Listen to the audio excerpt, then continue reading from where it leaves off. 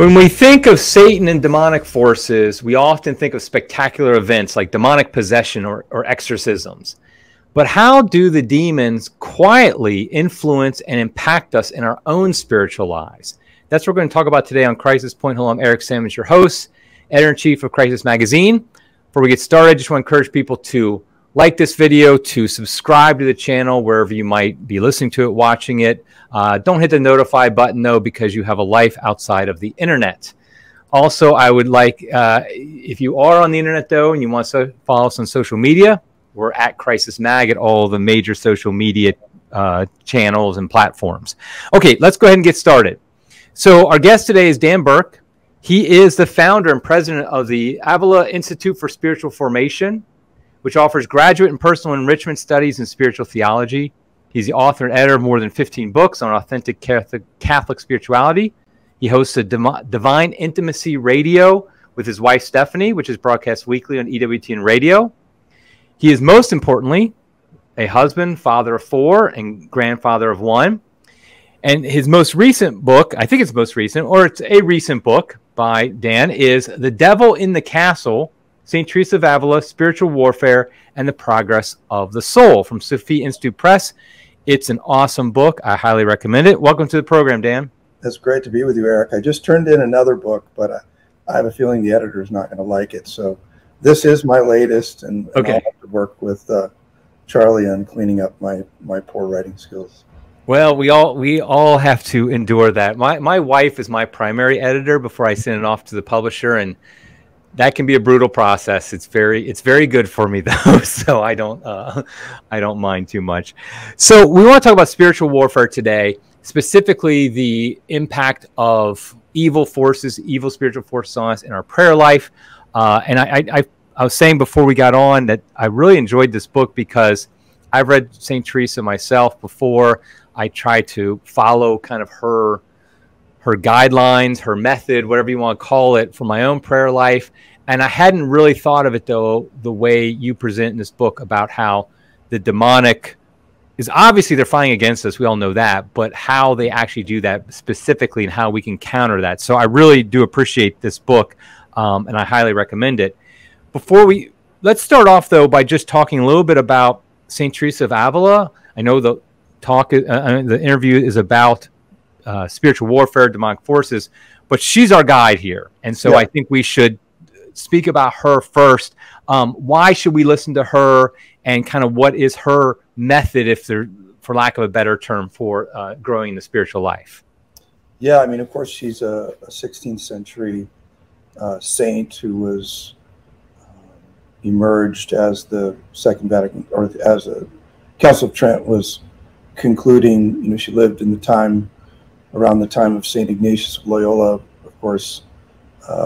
St. John of Avila, St. Peter of Alcantara, as well as St. John of the Cross, were a spiritual pack in Spain that ran together, you know, to revolutionize the world with respect to understanding what it really means to come to be in union with God. And so I think that throughout modern history, and I would say from her era and beyond, she and John of the Cross are known as really, or understood to be, the height of mystical wisdom literature on the simple question of how is it that we know and experience God, and they're kind of on their own on that mountaintop, and all the rest of, you know, there's many other brilliant saints and authors who are worthy of reading, but they tend to be the ones who, when we're asking the deeper questions about what it means to progress, you know, up the narrow way, they're the two, along with other, you know, key Carmelite saints like Saint Teresa or Saint Teresa Benedicta of the Cross. Just the depth of wisdom in the Carmelite tradition in that realm is superior, just like the depth of wisdom and insight in terms of moral and dogmatic theology is really deeply rooted in Thomistic tradition, or the Dominican tradition. So we have all these beautiful facets of the faith that reveal different aspects of God in their beautiful emphases. And Teresa of Avila is one who's really probably the deepest water on prayer. She and John of the Cross, anyway, together. Yeah, I admit that she's top 5 for me as far as favorite saints. I mean, you know, I just love her, and I think she's given so much to the church, particularly when it comes to a life of prayer. Now, in your book, you organize it based upon the mansions of the spiritual life. Why don't you explain what Teresa meant by the mansions? Yeah, so the interior castle is the backdrop of this book. It was written by, of course, Teresa of Avila. It was her opus. It was her final work. It was her most mature work. You can read some beautiful insights about prayer in the book of her life, or in the Way of Perfection that you and I were talking about before the show. But this book was written about 10 years after her autobiography, and her maturity and understanding of the progress of the soul was quite dramatic. You know, she went from 4 stages of prayer in the book of her life to 9 different distinct stages of prayer in the interior castle. And so in the interior castle, you have the soul journeys from, you know, let's just say lukewarm to making a shift after some kind of encounter or motivation to draw more deeply to the faith, all the way to the unitive way, so the purgative way, the illuminative way, and the unitive way. The Dionysian, you know, framework can easily be laid over Teresa's 9 stages of prayer, the 7 mansions.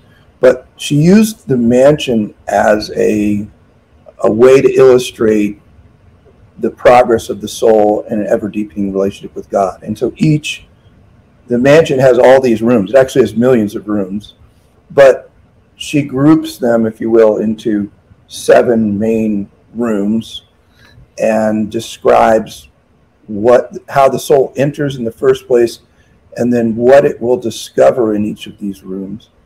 And what has never been written about, which I cover in this book, is that she has a unique and I think very powerful perspective on spiritual warfare that she reveals in each room. So she reveals, here's what's normal in this stage, and then here's how it changes in this stage, and then when you progress here, it's going to change even more.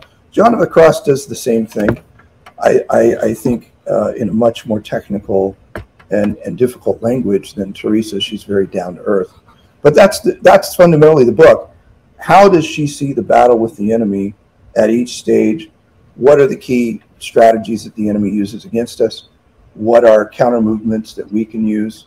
And how can we be encouraged? I discovered a lot of things about her in this that were, you know, really hadn't seen before. Like at every stage, she always has encouragement for the soul, which I think is a beautiful thing, because we need that when we're in such a hard battle. So that's the framework of the book. Right. So essentially, big picture, it is when we start in a spiritual life, basically we start off and we have all these issues. We're fallen man. I mean, yes, we're baptized, but we have all these things we have to purge, the purgative way. And ultimately, though, our goal is complete union with God, which will happen on the other side in heaven, God willing. But the idea is we're going that direction in our life. And so somebody like St. Teresa of Avila, St. John of the Cross, they might reach this deep union with God while they're here on earth, which, of course, even for them is extended and expanded and everything in heaven. But the idea is that's what we're going towards. So if that's what God wants for us, it goes without saying that the devil, the demons, they want the opposite for us. And so they're trying to stop us.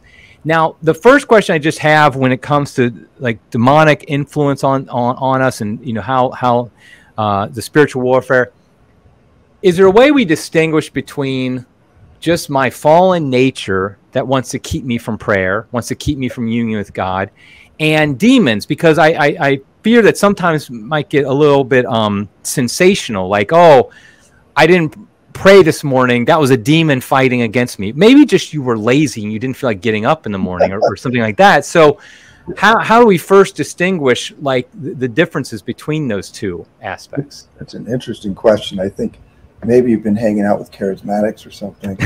I'm not speaking against charismatics. They just have a tendency to be a lot more open to those kinds of ideas. Right. You know, it's a tough question, right? I mean, it's part of one of the reasons I wrote the book is the devil under every rock, or as Father Ripperger, one of the most well-known exorcists, would say, under every other rock. There's this weird line that I don't like to cross. One, I've been in many exorcisms myself in terms of assisting the priest. And so I've seen the worst kinds of experiences. And then, of course, I've written a number of books on spiritual warfare. And we, as part of our community life, serve people in deliverance ministry. So I have a pretty, I don't know, a deeper than average dip into those waters in terms of experience. My instinct in this culture, outside of the charismatic movement, and I don't know, how we would characterize the traditionalist world, but outside of the charismatic movement, I would say people understate the activity of the enemy. And I think it's because we're embarrassed intellectually is probably the reason why. It's probably why a book like this has never been written about her writings, because, those in academia are often embarrassed by these kind of sensational realities, which they are a reality.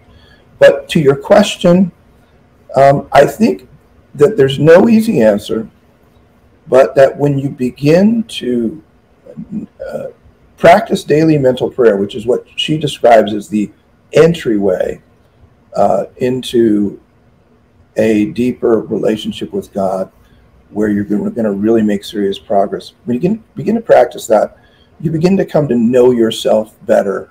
Your self-knowledge increases dramatically, which is what she talks about in the first few mansions. And then you begin, if you read good literature, like spiritual literature, like St. Ignatius, Father Timothy Gallagher is probably the best in our time to speak to those things. In Ignatian spirituality, though I've also written a book on that, or Teresa of Avila, you begin to see how the enemy works, and you begin to be able to, but it takes time, distinguish what I would call the voice of the enemy, or the voice of God, or your own voice, which are the three sources of inspiration that could essentially influence you one direction or another. And for the most part, there are, good rules of thumb, like in Galatians 5, it says the fruits of the Spirit are love, joy, peace, patience, goodness, kindness, gentleness, self-control. And an exorcist friend of ours said one time, that's what the voice of life, that's what the voice of God sounds like. Love, joy, peace, patience, goodness, kindness, gentleness, self-control. Those are characteristics of God, then, of course, that are imparted to us by the grace of the Holy Spirit. But, and the enemy is constantly trying to condemn us, discourage us from doing holy things.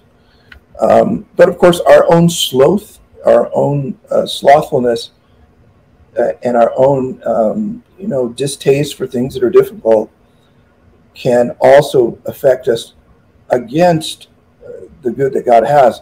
But fundamentally, I believe that in most cases, as we seek to do the good, we will be opposed. And so if we feel opposition, it can be a combination of us or the enemy, or just the enemy, or just us. But in the end, I'll finish with this thought. To me, it doesn't matter that much. Because you know why? Because I live with life-threatening illness, and I have since I was a child. And if I don't feel good, which is most days, you know what I tell my body when it tells me don't get up to pray? I say, you can go to hell. I'm not going with you. I'm going to get up and pray. And you know what I say to the enemy when I sense that he's trying to get me from praying? I can say, in Jesus' name, you can go to hell. I'm going to go pray. So to me, we have to have a fundamentally ferocious kind of disposition toward the narrow way, toward fighting whatever is in us or outside of us that keeps us from virtue, from holiness, from practices and disciplines and subjugation of ourselves to God's will that leads us to become saints. But it's a great question, but it's a very hard one to. There's no like black and white instant answer, you know. Right, and ultimately, like you said, what matters is your response more than anything. So anything that's keeping you away from God, whether it's your own fallen nature or it's a demon, the response is the same: go to hell. Yeah, I'm not listening to you. You're not my body. If my body was my God, I would certainly be in hell. But my body is not my God. My God is my God is my God. So right. My intellect, of course, is oriented to the Lord, which draws me to love and affection toward Him. Then that allows me more easily to conform my will, and then my lower nature follows. And whenever you flip it or allow it to flip, the enemy's at play, or your flesh is at play, and that's bad. You got to fight it.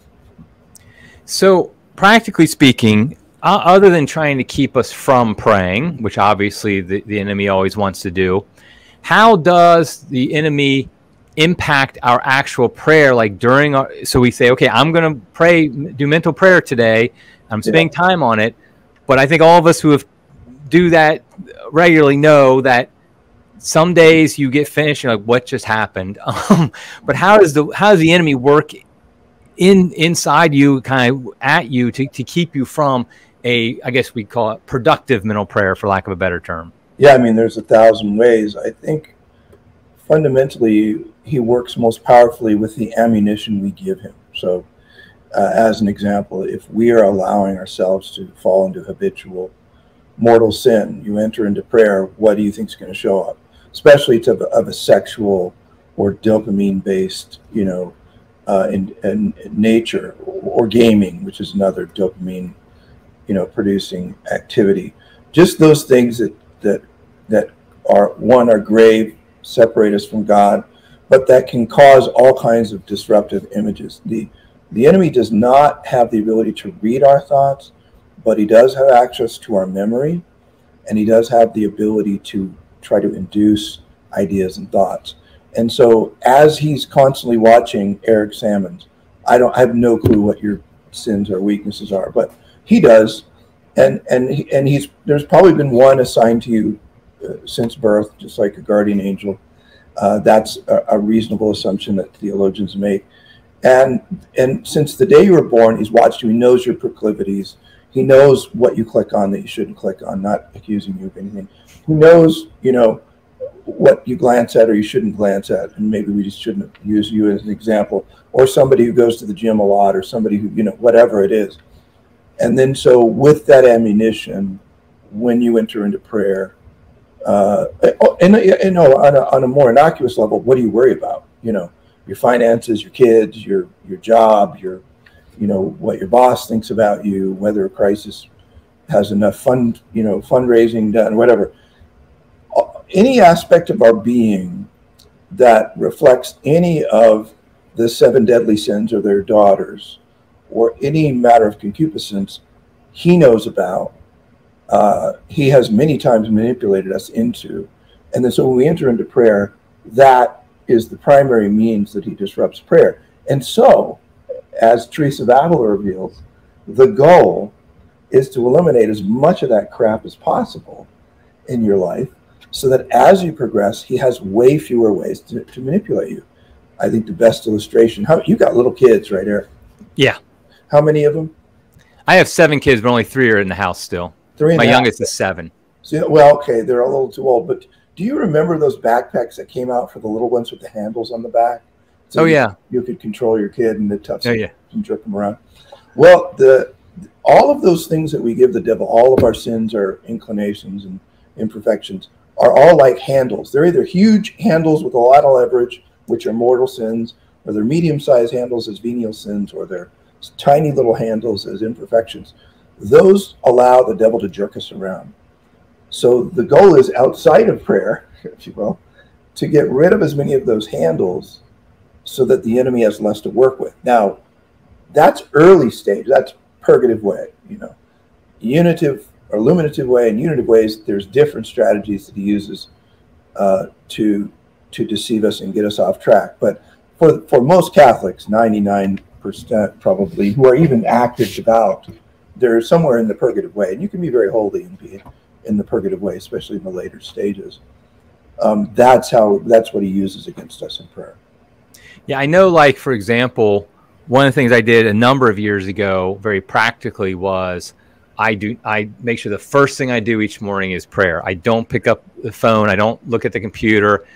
None of those dopamine hits, as you put it. And I realized that really made a difference just on focus. Just the simple physiological, okay, my brain is actually now focused on this. And it's like, there's no way, I don't want to start any other way, because I know myself. I know if I first look at social media or my email or something like that, that's exactly all I'm going to be thinking about during prayer time.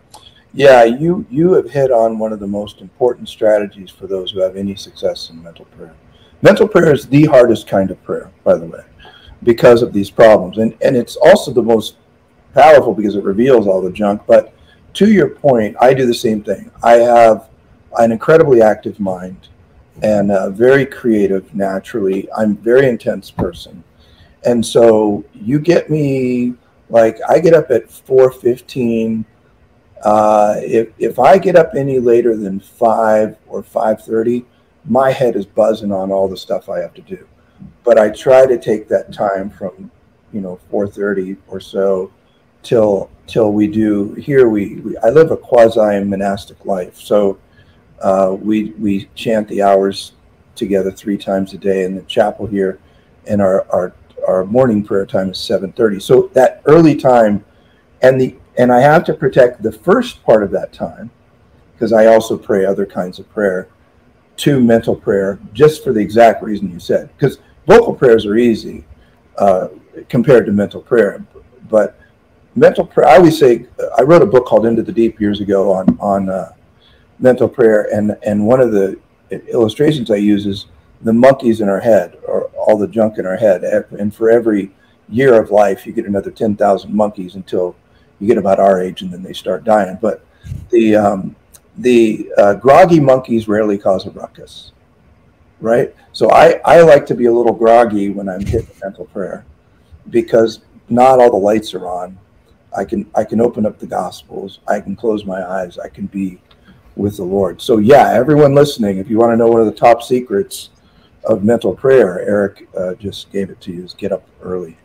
I know I've tried a few times over the decades to incorporate a more formal prayer, like mental prayer, like at lunchtime or after work. I just can't do it. So I just try to make sure I do like the hours or a rosary, something like that, where it's like, okay, that can help me a little bit. But because I just can't simply, and I think I found that's not uncommon. I'm not the only one who says that. Well, I would just say that the way you need to pray like Eric is proposing is you take your 2 fingers from your left hand, and then you hold up your right wrist, and then you press the 2 fingers right where you can feel your pulse. And if you have one, and here's the funny part, I've had relatively holy people that I've given spiritual direction to, and I don't ever argue with someone, but I had a guy who really holy guys. I pray better at night. And I said, whatever, I just want you to pray. So let's talk about that. And so he gets moving. He wasn't my director. He was actually an employee. But years later, he calls me. He says, Dan, he says, you were right. He said, I finally decided to shift my mental prayer to the morning. And wow, does it change everything.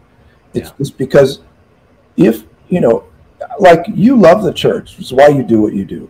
Otherwise you'd be, I don't know, what was the business you were in before? Software development. Yeah, I mean, otherwise you'd be writing code and whatever. But you're giving your life something meaningful. That means you care very deeply about everything that's going on in the church. Man, you put your prayer time late in the day after cogitating on all the things you care about. I mean, how do you slow that down? Right. I don't know how to slow it down other than, medication, which you shouldn't do, right? So right. I think morning is the best time for mental prayer. There's no doubt about it. Yeah, slowing down my brain is a losing cause once it gets going in the day. So both. Now you mentioned about how, of course, we all have guardian angels assigned to us from our conception, even before. And then it's likely, a lot of theologians would say, that we also have a demon that's basically following us around, trying to knock us down. Yeah. Why does God allow that? Why does God let a demon, follow us around? Why not just give his guardian angel and say, okay, why does that happen? I think there's a number of theories. The one that I most believe in is that why were the angels created, right? It was to serve us, to help us. And as mystical literature reveals, not infallibly or to the level of scripture, it seems that the enemy himself, one exorcist calls him old red legs, understood what that was all about and what was coming, and just said, I'm not serving them, I'm not serving you.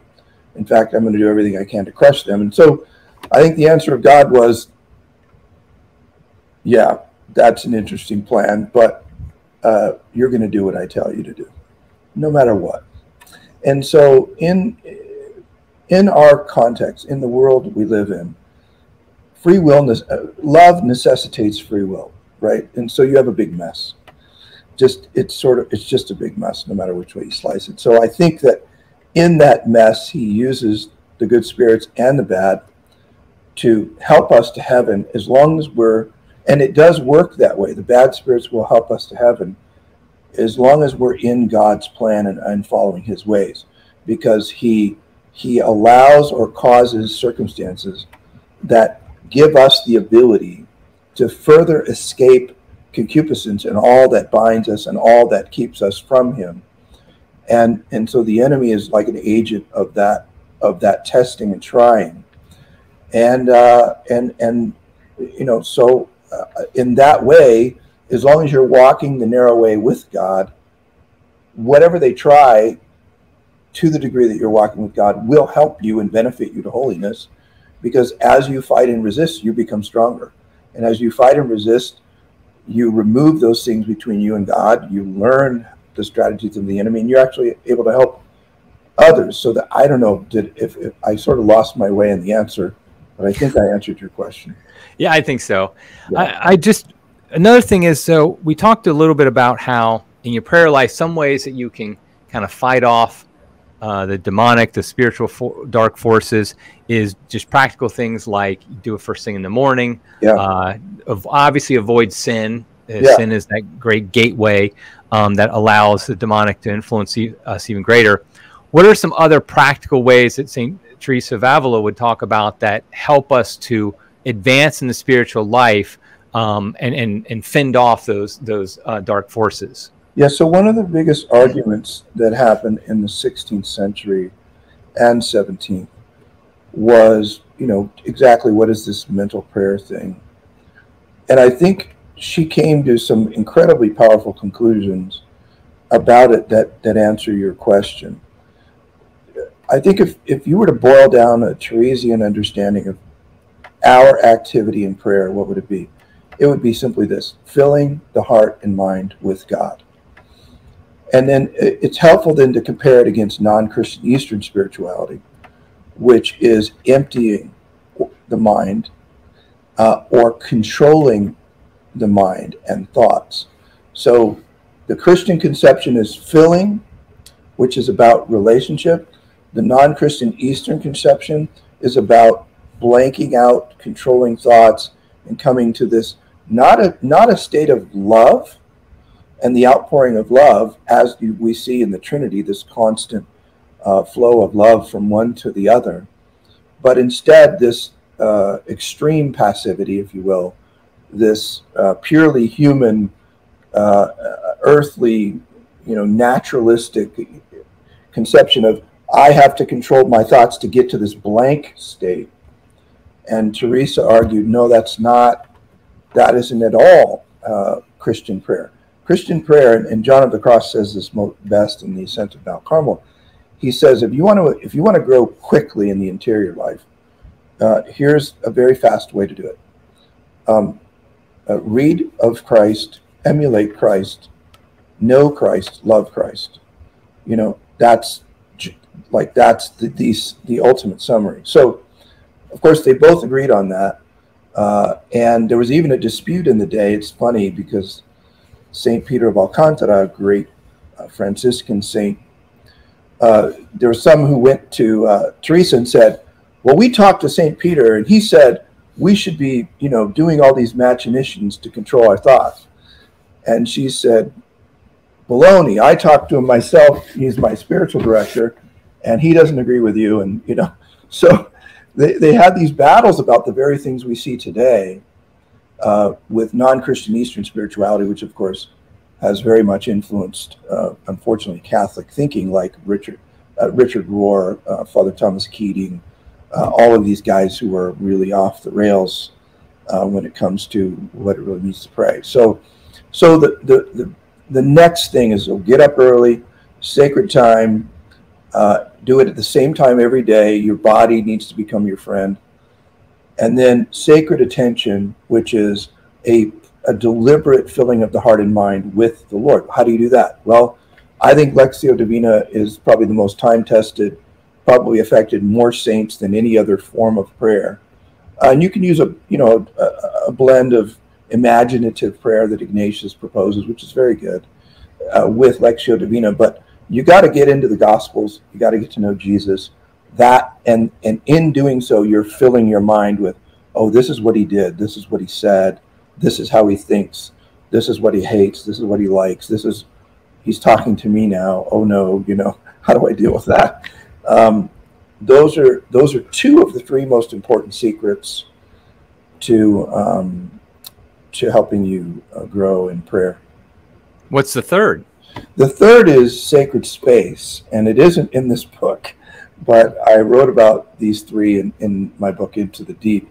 Sacred space is so architecture speaks to the soul, and sacred and traditional architecture, of course, did it much better than modern insanity. But the architecture either tells you a lie or a truth, and it affects you toward God or away from God by what it's telling you, right? So we know that when we walk into a great cathedral, we're moved to pray. I remember when I first went to the Shrine of the Most Blessed Sacrament in Hansville, Alabama, built by Mother Angelica, and it's, of course, a kind of a replica of San Damiano in Italy of St. Francis of Assisi. But I walked into the side and I looked up and saw that 8-foot-tall monstrance, and I went to my knees, just instinctively. And that never happened to me before. But that is a perfect illustration of what architecture should do to us. So if you can do that in a church, you can do that in your house. Now people are going to think, well, I don't have that much money. But you don't have to. I started in my basement with when I was in seminary, with an icon of Jesus and Mary, a little candle, and I just set aside the space.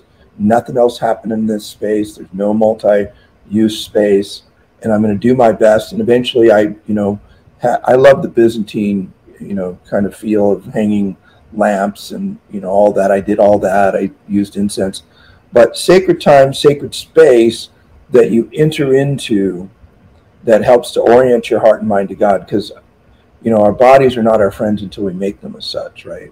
And then sacred attention. Those are the three most important elements to success in prayer. You mentioned earlier Alexio Divina, which, just for anybody who might not be sure what that is, divine reading. It's basically where you read the sacred scriptures and you then meditate upon what you're reading about, and obviously more detailed than that, but that's the basics. I had a priest tell me one time, I had him come, this was years ago, and he gave a retreat at our parish, and he talked a little about Alexio Divina. And I was talking to him about afterwards. He said, I've talked about this for years. Nobody does it. Nobody ever listens. And it seems like this is the hardest thing I can get. I cannot get Catholics to do this. First of all, is that your experience? And if so, why is there difficulty getting Catholics to actually practice Alexio Divina? Yeah, you're asking a tough question. I'm in a weird situation, Eric. I mean, I run the largest institution maybe in the world for forming people in spiritual theology. So we have 600 students a quarter. We have 100 guys heading into seminary, and we do formation for priests. And so I'm just surrounded by really amazing people. I mean, a lot of them, you're one of them, right? I mean, you're not in my world directly, but I mean, people like you is what I live with every day. And then I have a community. We have about 3,000 members of our community, and we're dedicated to mental prayer. So I guess if you look at the statistics of the average Catholic in the pew, most of them are actually not Catholics. They're just they're doing something else. You know, they're technically baptized and all that, but I mean, they're not really Christians. They're just doing whatever because they don't believe in the Eucharist or whatever. Not the case in the TLM parishes, but it is in kind of the bulk of the Catholic world. So I get what he's saying there. But, you know, why is it? Well, the catechism, the modern catechism, talks about prayer as a battle. And I think Teresa of Avila in the book Devil in the Castle, she, as you begin to enter the castle, which is, I'm going to begin to be an authentic disciple of Jesus, I'm going to start hanging out with him, I'm going to pray, you know, which will help you, of course, when you're with him in the Eucharist. But I'm going to start praying, and I'm going to start being aware of, you know, what's going on daily. St. Teresa says there's this array of demons in the outer court that are going to do everything they can to keep you from making that progress, manipulate you to getting a new job, you know, accepting a project that's on top of the 30 others that you shouldn't have done, you know, getting you to focus on an old hobby that you grew out of because of your spiritual progress, but now they'll bring a friend into your life that does that, and you're back in, and now you're golfing for hours a day instead of, you know, praying. So all of hell arrays itself in the earliest stages of spiritual growth. As soon as someone stops circling the drain and hanging out near the edge of the kingdom, near the cage of the lion, you know, the door where the paw can reach in and rip us out. As soon as you stop circling the drain, all of hell arrays against you. But God be praised, if you would just not be a wuss and you know, be a warrior for Christ, and I mean that for men or women. Both men and women can be effeminate in a destructive sense of that word. And I don't mean feminine, I mean weak-willed, right? The traditional sense of effeminacy. You have to be strong and you have to fight. Look, I mean, if you claim that you love Jesus and you don't spend time with him, like, what would happen, Eric, if our wives got to know each other and we hung out regularly, and then all of a sudden, after a while, you didn't see Stephanie anymore, and you said, "How's Stephanie doing?" I said, "You know, she's wonderful." That's a weird answer, Dan. What do you mean? Oh, no, she's just so wonderful. Well, where is she? I don't know. Well, you know, I haven't seen you with her like for months. What's going on? She's so wonderful, Eric. What you would do is you'd say, Dan, you're a liar. You're a liar. Are you even married? Did you guys get a divorce and you're hiding it? But with Christianity, for some reason, we sort of allow this mirage, you know, we don't hold one another accountable. We don't love each other enough to say, you know, you say you love him, but why don't you give him any time? I mean, what would happen if we were in the 1st century, right? Like, you know, my wife's very holy, so I remember being at the Napa Institute conference years ago, and somebody said, where's Stephanie? And I thought to myself, where's Jesus? And then I went, oh, she's in adoration. The adoration chapel's down there. Well, that's what would happen in the 1st century to true followers of Jesus, right? Somebody's looking for Eric. Like, where's Eric? I don't know. Where's Jesus? Eric has a job or he's with Jesus. That's the only place Eric is. So go to his workplace or go wherever Jesus is right now. But in our time, we don't, I don't know what it is. We just like to, I don't know, pretend to play. But great saints and doctors like Teresa of Avila, another favorite of mine is St. Alphonsus of Burke. I just released a new book, republished his work, Prayer, Great Means of Salvation. Both of them will tell you, you're not spending time with Jesus in prayer, you're going to hell. You're just not going to make it. It's too hard, and you won't have the strength. John of the Cross, you don't spend time with Jesus, you will not fall in love with him, and it's too hard. You're just not going to make it. The narrow way is not a pathway for sissies. It's a pathway for those who look at that crucifix and go, oh, dear Jesus, I have to return everything to you. Please help me. I remember years ago, I think it was Way of Perfection, I was silent retreat, and I was reading it. I remember the thing that stuck with me the most was St. Teresa talked about, I think she says, you'll correct me if I'm wrong, the most important virtue when it comes to a life of prayer is perseverance. Oh yeah, huge. And that is huge, and that's something I think I have to imagine the demons, their constant attacks are a way to wear down that perseverance that we want to give up. And I think it's something that probably all of us should hear, because I think all of us, I don't know about this for a fact, but I would guess most of us kind of give up multiple times over the course of years. I know at my age, I've had times where I've wanted to, where I basically kind of did, and then you just eventually, God smacks you upside the head, and you say, okay, I got to get back up on the horse. Yeah. But speak to how perseverance specifically can strengthen us against the demonic forces. Yeah, so Teresa, one of my favorite quotes of hers, is she says, God withholds herself from no one who perseveres, right? If we go to Ephesians, or is it Philippians, he who began a good work in you will be faithful to complete it, And what's the only thing we have to do? Stay in the game. I always tell people, and this was hammered home to me in exorcisms, because the rite has never failed in the history of the church, except for one reason. The only reason that the rite has not delivered anyone who's been possessed is because they give up. And the whole purpose of the rite is to weaken the demon so that the person can exercise their will to get free. The rite is about 10% of what really sets a person free. And then 90% is you going, giddy up, I'm done, this sucks, I don't like this, God help me, But I think the one thing I tell people all the time is just show up. As I said, I live with life-threatening illness. I also have severe insomnia. I feel crappy most days. My prayer, I don't come to my prayer space and like levitate 99% of the time. I never levitate. But what I'm trying to say is, I don't come because of experiences I get. I come because he gave me everything. He gave me a reason to live. That's why I come. And I cannot not come, and if you want to just talk about sin, traditionalists take that very seriously.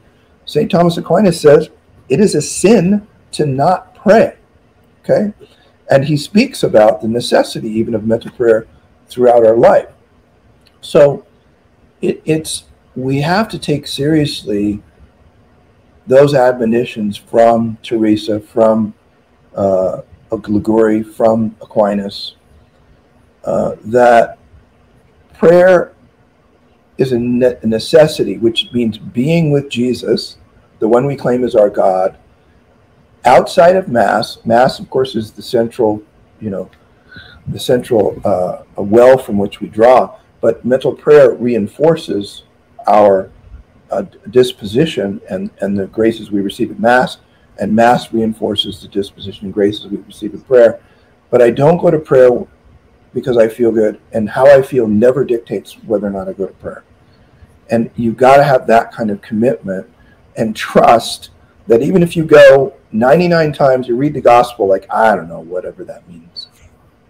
But I promise you, just you reading it, Scripture itself says, Hebrews, right? The Word of God is living, right?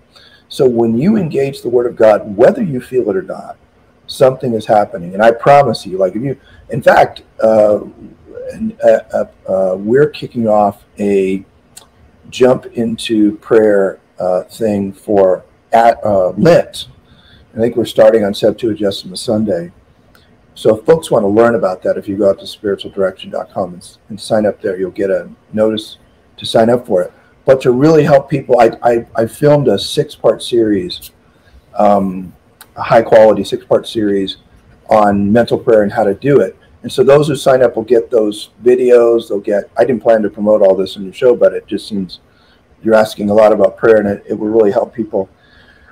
Because part of, I think, one of my strengths, Eric, is taking complex ideas and making them simple, not without watering them down. And so I think that's what we do in that series, to help people get started for the period of Lent, wherein we have all kinds of graces for holiness, and then build a habit that is something we can maintain for a lifetime. But Teresa says, perseverance, perseverance, perseverance, perseverance. Never stop praying, she said. She said for a period of time she was convinced that she wasn't humble by a demon, by the way, and she stopped praying. She said, I would have gone to hell if I'd have died in that period. And so she says, for no reason ever should you ever not pray. Yeah, I know that I early on in my Catholic life, I was very much involved and influenced by charismatic Catholics. And like you, I'm not like trying to insult them or anything like that. But I know that there was a tendency that I kind of picked up from that of saying I had a good prayer time if I had some feelings of God's presence or something like that. But the flip side of that was, for me, was I did think I had a bad prayer time if I didn't have those feelings. Right. And it wasn't until I kind of realized I was reading something, whatever, that said, actually, those two that's irrelevant. Yes. If you're praying, it's a good prayer time, and God may or may not give you certain graces, certain feelings, and what have you. But ultimately, it's irrelevant to. It's just if you're praying that makes it a good prayer time if you're praying. Yes, so much of good spiritual formation is disabusing people of the lie that how I feel matters. But if you want to just know where that kind of philosophy leads to, the culture is steeped in it. I feel like a girl, so I'm a girl. I feel like I'm African American, so I'm an African American. Whatever it is, it's flipping on its head the framework that leads to holiness, which is I come to know God and to love Him. I'm intellectually properly aligned. I in my will, then I choose to live according to my love and to my knowledge, and then my lower nature is subjected to it. And your lower nature, I would, call the affections or those, where our emotions would be, and they're not bad in and of themselves, unless you let them tell you what to do. Okay, if your emotions tell you what to do ever, there's a fundamental answer in Spanish that you can use that will always be appropriate. Cállate, shut up. I don't care what you have to say. I'm going to do the right thing. I mean, of course, if your emotions to love your wife and go buy flowers, do that. Obey that. If your emotions are to go worship God, obey that. But usually we have our emotions have to be formed and subject to our intellect and our will, and God be praised. I've had many times in my life where the presence of God spilled over into my humanity, my flesh, if you will, and I was deeply blessed by that. But I would say 99% of the time I feel absolutely nothing. And not that I'm normal, by the way. I don't think that is normal. God has just blessed me with desert life, and that's okay. That's His will. That's what I need. I'd probably be a prideful maniac if I was blessed and could point to like some method I used. I'd be selling mindfulness or some other crap like that. But no, you're exactly right. Now, I kind of want to wrap it up here soon, but one of my questions takes from a different angle. So you're a parent, I'm a parent, a lot of parents out there listening. Is there any way as parents we can help our kids? Because the idea of demons influencing our kids and trying to get them off the straight and narrow, frightens us and terrifies us. Is there anything we can do from the outside, so to speak, to help our kids or loved ones, wife, whatever, husband, whatever the case may be, help them, protect them from these demonic forces? Yeah, I mean, so every day I have like non-negotiable prayers. Mental prayer is first. The next is what is called perimeter prayer. You can find this in Father Ripperger's. It's a little black book on the Deliverance Prayers book for the laity. Yeah. And then I always pray Auxilium Christianorum prayers, which are most of the people pray that are priests or people involved in deliverance ministry, but everybody can pray it, which is just a general prayer that's different every day. It's Auxilium, Auxilium Christianorum. You can figure that one out. but that's Mary Help of Christians, of course. It's under her title, and you can find an app for that. It takes about 7 minutes a day. I think that's super powerful. But the most important thing that a parent can do is you, Eric, I'll just talk to you. You have the most power in your home spiritually and authority that will determine most significantly how much demonic activity is allowed in your home. Now, that's until your children are of an age where they can begin to choose to reject things or whatever. And so to the degree that you pray and you're holy, that's the greatest spiritual protection for your family. But then every father should know spiritual warfare prayers, and every father should understand that there are times when he needs to lay his hands on his wife and on her head and, you know, pray against whatever's bothering her or her kids. I think probably the most practical wisdom that folks can have is Ignatian discernment, the rules. So I wrote a book called Spiritual Warfare, Discernment of Spirits, which really simplifies that. Not anywhere, it's like a quarter of the size of Devil in the Castle, but super easy, accessible to understand how the enemy works, what are his strategies, and then how you can combat the enemy. The last book I'd recommend is Kathleen Beckman's The Family Guide to Spiritual Warfare. All of these are published by Sophia Institute Press, and that is a great resource book. Kathleen is a very holy woman, head of deliverance ministry for the Diocese of Orange in California, but she really knows it. So those are some good sources that'll help a family help their kids. I think you can talk about it in the terms of discernment of spirits. The power of that conversation is you're not like talking about demons per se. You're just talking about influences. You know, you can talk about demons, I do, but I just haven't found my kids ever afraid of that stuff. I mean, we've always talked about it, and I think it's helpful to them to know how to fight. Because everybody can fight, and everyone can win, because he who is in us is he greater than he who is in the world. You know. So. Amen. Okay, good stuff. Now, just to circle back as we finish up, I want to give people these resources.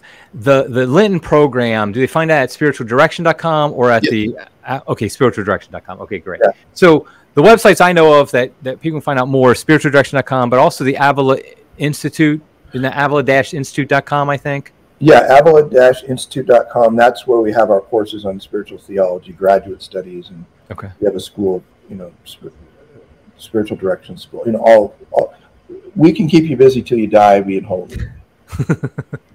I'll put links to those sites and also to this book, obviously, The Devil in the Castle. I think it's great.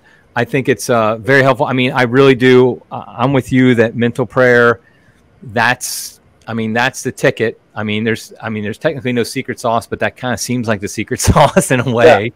Yeah. Daily mental prayer, and like you said, and in the morning. You know, it's funny. I'm glad I am from now on. I always have been one who would just say, you know, pray. I pray in the morning. I think it's best. But for each person, whenever you think, I'm just going to go to your thing and say, no, pray in the morning. Do it first thing in the morning. So here's the pattern, right, Eric? Everything I teach, I've derived from the saints. What do the saints do? Like, what does every Carmelite do first thing in the morning? Do they do their books? Do they do their paperwork? Do they read their email? No, they don't do any of that. Do they do laundry? No, they don't do any of that. Every religious institution, the bulk of their prayer time is always in the morning. And the reason is because that's what works best with humans. Right. Yeah. So if you're a human, usually they get up very early. They pray for hours before they even do anything. And so, I mean, as lay people, we might not be able to do that, but we definitely can model our own life after that in the sense of getting started every day with mental prayer. And I like the idea of being a little groggy. That must be how I can focus better. My mind hasn't really started going 100 miles an hour yet. So just one thing I want to say before we end the show. Some of my traditionalist friends, of which I'm in that camp, are going, but Dan, what about the rosary? I know they're saying that. He doesn't say anything about the rosary. And I pray the rosary every day. Don't worry. But mental prayer, you know, the rosary is to lead us to Jesus, okay? So mental prayer is to lead us to Jesus. It's Mary leading us to Jesus, or, you know, us going directly to Jesus. it's all necessary for us to get to heaven. So it's all good. Appreciate all you're doing at Crisis, by the way. You're doing a great job. Oh, thank you. And I love your stuff. I really recommend people go to spiritualdirection.com, pick up this book, Devil in the Castle. I just feel like we all feel weighed down at times by what's going on in the world, but more specifically in the church. And, obviously here at Crisis, we cover a lot of that, and we have to have, the way out, I truly believe, is becoming holy, and that's through prayer, and the devil doesn't want that to happen. So that's why I appreciate the work you're doing, because I feel like that's like the foundation is far more important in resisting the crisis than anything we do here at Crisis. So I really appreciate the stuff you guys are doing there. So thank you. Okay, Dan, well, thank you very much. Like I said, I'll put the links into all this stuff so people can follow this, find out about it, get more into a good life of prayer, and kick the butt of those demons so that they can't do anything to you. Okay, everybody, until next time, God love you.